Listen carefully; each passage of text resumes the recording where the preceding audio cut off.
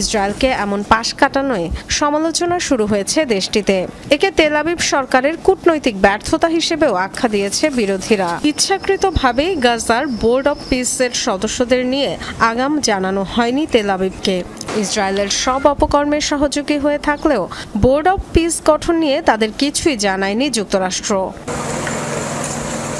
নিরাপত্তা নিশ্চিত আর স্থায়ী শান্তি রক্ষার অজুহাতে গাজার উপর মোড়লগিরির লক্ষ্যে শুক্রবার বোর্ড অব পিস গঠন করে যুক্তরাষ্ট্র। বলা হয়, ফিলিস্তিনিদের নিয়ে গঠিত টেকনোক্র্যাট প্রশাসনের তদারকি করবে তারা।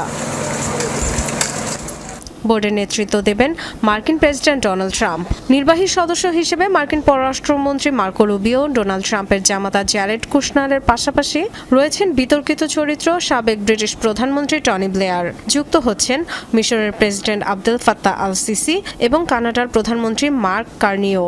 আছেন তুরস্কের পররাষ্ট্রমন্ত্রী হাকান ফিদান ও কাতারের কূটনীতিক আলী আল থাওয়াদি। এমনকি আমন্ত্রণ জানানো হয়েছে তুর্কি প্রেসিডেন্ট রিসেপ তাইয়েপ এরদোগানকেও।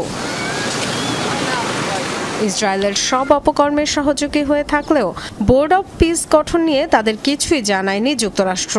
প্রধানমন্ত্রী বেনিয়ামিন নেতানিয়াহুর কার্যালয় থেকে এ তথ্য জানিয়ে মিত্রের আচরণে অসন্তোষ প্রকাশ করা হয়েছে। প্যানেলে ইসরায়েলের কেউ না থাকলেও রাখা হয়েছে তুরস্ক আর কাতারের প্রতিনিধি, যা নিয়ে আগেই বহুবার আপত্তি জানিয়েছিল তেল আবিব। ইসরায়েলকে এমন পাশ কাটানোয় সমালোচনা শুরু হয়েছে দেশটিতে। একে তেল আবিব সরকারের কূটনৈতিক ব্যর্থতা হিসেবেও আখ্যা দিয়েছে বিরোধীরা। পররাষ্ট্রমন্ত্রী গিডিয়ন সারকে মার্কিন পররাষ্ট্রমন্ত্রী মার্কো রুবিওর সাথে যোগাযোগের নির্দেশ দিয়েছেন নেতানিয়াহু। একাধিক মার্কিন কর্মকর্তার বরাতে ইসরায়েলি গণমাধ্যম জানিয়েছে, ইচ্ছাকৃতভাবেই গাজার বোর্ড অব পিসের সদস্যদের নিয়ে আগাম জানানো হয়নি তেল আবিবকে। বিষয়টি এখন ইসরায়েলের নয়, যুক্তরাষ্ট্রের বিবেচ্য, এমন মন্তব্য করেছেন তারা।